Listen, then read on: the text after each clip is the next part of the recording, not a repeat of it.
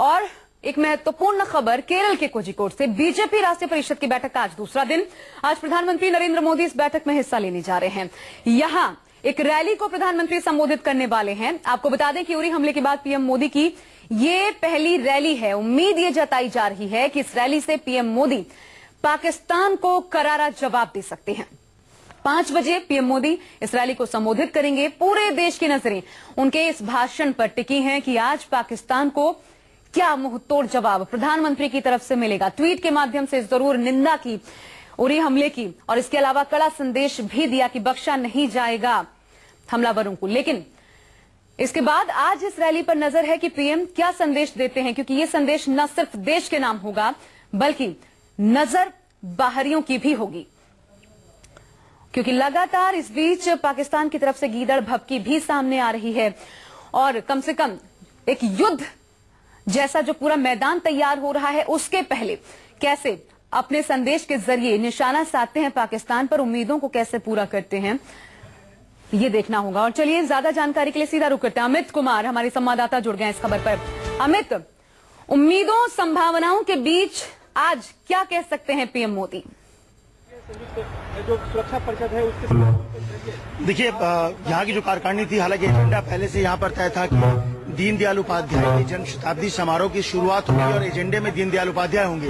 लेकिन उरी में हमले के बाद पूरा एजेंडा एक तरह से बदल गया। हालांकि बीजेपी अभी उसी एजेंडे पे, दीनदयाल उपाध्याय के एजेंडे पे चल रही है। प्रधानमंत्री मोदी की जो रैली है उसके खास मायने हैं, खास तौर से जो वहां पर अटैक हुआ था, अटैक के बाद ये पहली बार मौका है जब प्रधानमंत्री मोदी सीधे जनता से संवाद करेंगे। और ऐसे में कहीं न कहीं सरकार पर भी दबाव है, क्योंकि लगातार सोशल मीडिया से लेकर तमाम जगह ये बात चल रही थी कि चुनाव से पहले प्रधानमंत्री मोदी और इसके अलावा बीजेपी अध्यक्ष जो अभी है अमित शाह, तमाम बीजेपी नेताओं का जो बयान था पाकिस्तान को लेकर बहुत कड़ा था। लेकिन अभी तक वो एक्शन देखने को नहीं मिला है, बयानबाजी बहुत हो गई। तो अब देखना है कि आज जो यहाँ पर मैं आपको मंच भी दिखाना चाहूंगा कि यहाँ पर मंच है कि वहां पर जब वो प्रधानमंत्री मोदी वहां पर आएंगे तो वो क्या बोलेंगे, और खास तौर से न सिर्फ पाकिस्तान को संदेश देना बल्कि देश की जनता को यह भरोसा दिलाना भी होगा उनको कि वो अब भी पुराने रुख पे कायम है। और उन्होंने पिछले कुछ दिनों में, पिछले एक हफ्ते के लगभग होने जा रहा है जब हमला हुआ था उरी पे, तो इसके बाद इन एक हफ्तों में क्या क्या एक्शंस लिए गए हैं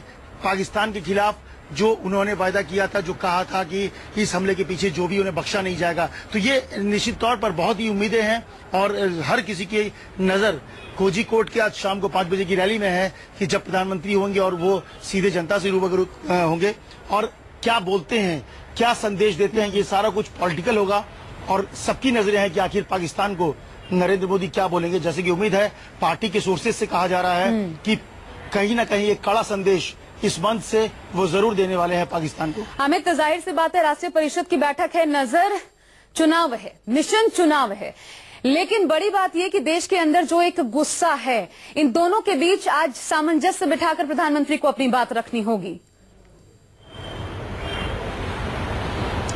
देखिए, सिर्फ चुनाव और आक्रोश की बात नहीं है, ये दोनों देश का की जनता का आक्रोश तो है ही।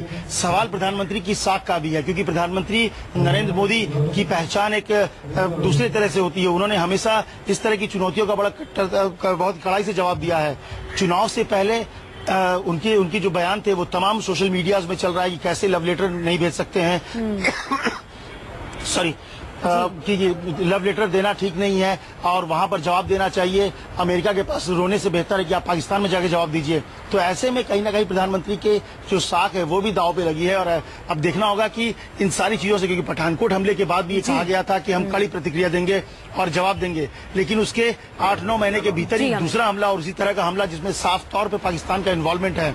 नवाज शरीफ कश्मीर का मसला उठाते हैं, तो निश्चित तौर पर प्रधानमंत्री को भी जनता को यह भरोसा देना पड़ेगा कि नरेंद्र मोदी चुनाव से पहले और सरकार बनाने के बाद बदले नहीं है, वही नरेंद्र मोदी है और सक्षम है पाकिस्तान को जवाब देना। तो आज ये देखना पड़ेगा नरेंद्र मोदी के बयान। बिल्कुल, ये साख का पॉइंट अपने आप में महत्वपूर्ण हो जाता है कि क्योंकि अपने प्रधानमंत्री के लिए जब चुनाव लड़ रहे थे कैंडिडेट के तौर पर पीएम मोदी, तब भी निशाना जब वो साधते थे तो एक अलग जज्बा देश के भीतर पैदा होता था ऐसे मसलों के ऊपर। और ऐसे में आज बोलते क्या है, इस पर नजर होगी। प्रतिक्रिया जो आ रही है सामने वो भी आपको सुनवाते हैं। बीजेपी नेता राम माधव ने क्या कुछ कहा है, सुनिए। राम माधव जी, ऐसा लग रहा है कि आप लोगों के बयान, रूलिंग पार्टी के बयान पिछले कुछ दिनों में टोन डाउन हुए हैं क्या ऐसा लग रहा है पाकिस्तान के इश्यू को लेकर के, ऐसा लग रहा है कि are you being restrained because of BJP is now a ruling party? मैं आपको केवल बयान भी चाहिए या एक्शन भी चाहिए? एक्शन होते रहेंगे, देखता। इससे पहले वीके सिंह का बयान भी आपको याद होगा कि टीवी डिबेट्स में या फिर ऐसे अखबारों में नहीं बताया जाता कि क्या एक्शन होने वाला है। एक्शन होगा, जरूर होगा। राम माधव भी यही कह रहे हैं कि बयान चाहिए या एक्शन चाहिए। अमित, मेरे सहयोगी लगातार मेरे साथ बने हुए हैं कोझिकोड से। अमित, ये जो प्रतिक्रियाएं बीजेपी नेताओं की तरफ से सामने आ रही हैं, इससे पता चलता है कि अंदर खाने जो वॉर रूम में वहां जाके प्रधानमंत्री बैठे थे, तीनों सेनाध्यक्षों के साथ उनसे बातचीत की थी, या उसके बाद जो प्रतिक्रियाएं आ रही हैं केंद्रीय मंत्रियों की तरफ से, नेताओं की तरफ से, वो बताती हैं कि एक्शन होगा, भले इसमें समय लग सकता है। ये उम्मीद देश की जनता करे।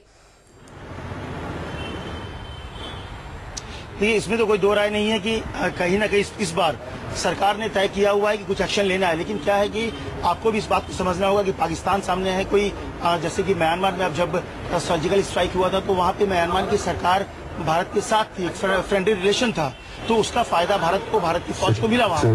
लेकिन यहाँ पर सिचुएशन थोड़ी दूसरी है, तो ऐसे में आपको सारे कंडीशंस को देख के करने पड़ेंगे। इतना तय है कि खुद प्रधानमंत्री मोदी इस बार बहुत ही गंभीरता से इस पूरे मामले को निपटाने में लगे हैं। वो चाहते हैं और पूरी सेना चाहती है कि इसका जवाब सर्जिकल स्ट्राइक में हो या फिर फोर्स के जरिए दिया जाए। लेकिन कब होगा, आपको याद हो डीजीएमओ ने भी कहा था कि समय हम तय करेंगे, स्थान हम तय करेंगे। लेकिन सरकार के भीतर इसको लेकर गंभीरता से विचार हो रहा है और इसीलिए पीएम कंट्रोल रूम में बैठे थे आर्मी के, डिफेंस के, और उसी समय का इंतजार भी है देश की जनता को। कम से कम बहुत बहुत शुक्रिया आपका तमाम जानकारी और इस बातचीत के लिए अमित।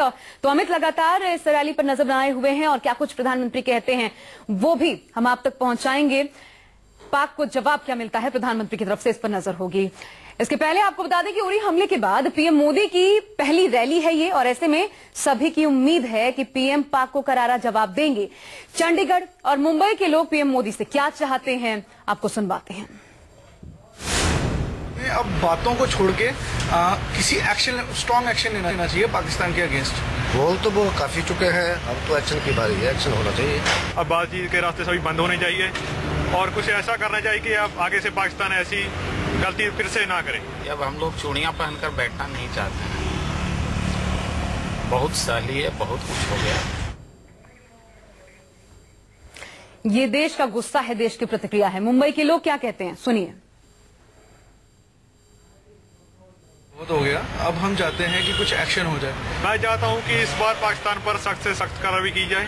मेरे ख्याल से मोदी जी को स्ट्रिक्ट एक्शन लेने चाहिए, जो भी अटैक उरी में हुआ है रिसेंटली। मोदी जी को जो है पाकिस्तान के खिलाफ कड़ी कार्रवाई करनी चाहिए। गुस्सा है, लेकिन संयम की बात भी कही जा रही है रूलिंग पार्टी की तरफ से।